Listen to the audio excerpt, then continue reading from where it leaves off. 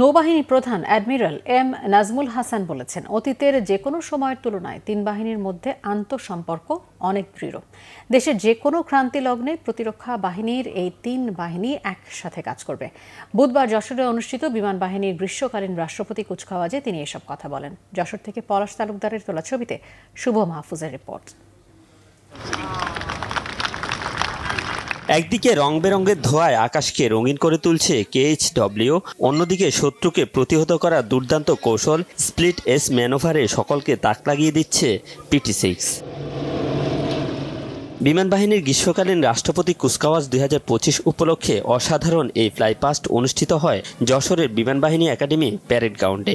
কুচকাওয়াজে প্রধান অতিথি হিসেবে উপস্থিত হয়ে নৌবাহিনী প্রধান অ্যাডমিরাল এম নাজমুল হাসান জানান, দেশের যে কোনো ক্রান্তিলগ্নে চ্যালেঞ্জ মোকাবিলা করতে প্রস্তুত সশস্ত্র বাহিনী। অতীতের যে কোনো সময়ের তুলনায় বর্তমানে সেনা, নৌ ও বিমান বাহিনীর মধ্যকার স্পিরিট অফ জয়েন্টনেস এবং পারস্পরিক সুসম্পর্ক অত্যন্ত সুদৃঢ়। বর্তমানে সশস্ত্র বাহিনীর মাঝে বিদ্যমান এই সুসম্পর্ক বজায় রেখে আগামী দিনের যে কোনো চ্যালেঞ্জ মোকাবেলায় সেনা, নৌ ও বিমান বাহিনীকে আরও আধুনিক এবং সক্ষম বাহিনী হিসেবে গড়ে তুলতে আমরা বদ্ধপরিকর। বিমান বাহিনীর প্রতিটি সাজ সরঞ্জামের সঠিক ব্যবহার নিশ্চিত করতে নির্দেশনা দেন নৌপ্রধান।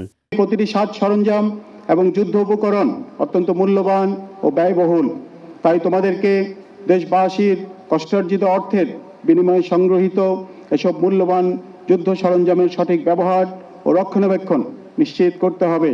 এ সময় 86তম বাফা কোর্সের প্রশিক্ষণার্থী গ্র্যাজুয়েটিং অফিসারদের মাঝে পদক ও ফ্লাইং বেজ বিতরণ করেন নৌবাহিনী প্রধান। কমিশনপ্রাপ্তরাও ক্যারিয়ারের অন্যতম মাইলফলক স্পর্শ করতে পারায় উচ্ছ্বসিত।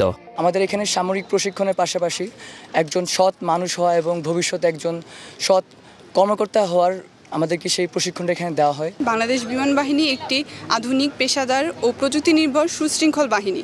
বাংলার আকাশ মুক্ত রাখার দৃঢ় প্রতিজ্ঞায় উজ্জীবিত এই বাহিনীর একজন কর্মকর্তা হতে পেরে আমি নিজেকে অত্যন্ত ধন্য মনে করছি। বাহিনীর প্রতিটি সদস্যকে দেশের মর্যাদা সমুন্নত রেখে কাজ করে যাওয়ার আহ্বান জানান নৌবাহিনী প্রধান। অনুশীলনের মাধ্যমে প্রতিনিয়ত বাংলাদেশ বিমান বাহিনীর সাথে যুক্ত হচ্ছে অত্যাধুনিক প্রযুক্তি সম্বলিত বিমান, রাডার ও বিভিন্ন প্রযুক্তি। কমিশন ক্যাডেটরা এসব প্রযুক্তির দক্ষ ব্যবহারের মাধ্যমে বাংলাদেশ বিমান বাহিনীকে মানুষের কল্যাণে আরও এগিয়ে নিয়ে যাবে, এমনটাই প্রত্যাশা সবার। শুভ মাহফুজ, বাংলা ভিশন, যশোর।